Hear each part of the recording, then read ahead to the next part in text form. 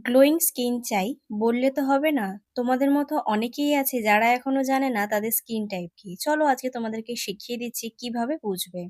আজকে আমার glowing skin care 7 দিনের চ্যালেঞ্জের ফার্স্ট ডে। যারা এখনো সাবস্ক্রাইব করে উঠতে পারোনি, সাবস্ক্রাইব করে ভিডিওটিকে সেভ করে নাও। স্কিন টাইপ কিন্তু হয় 5 ধরনের, একটা dry, oily, combination, normal and sensitive. Sorry, এবার বুঝতে হবে এর মধ্যে তোমার কোনটা। তার জন্য তোমাদের একটা কাজ করতে হবে। একটা ফেস ওয়াশ দিয়ে ভালো করে মুখটাকে পরিষ্কার করে নিতে হবে। 1 ঘন্টার জন্য অপেক্ষা করবে। যদি দেখো তোমার ফেসের মধ্যে রুক্ষ সূক্ষ্ম বা টান ধরছে, তার মানে তোমার স্কিন ড্রাই।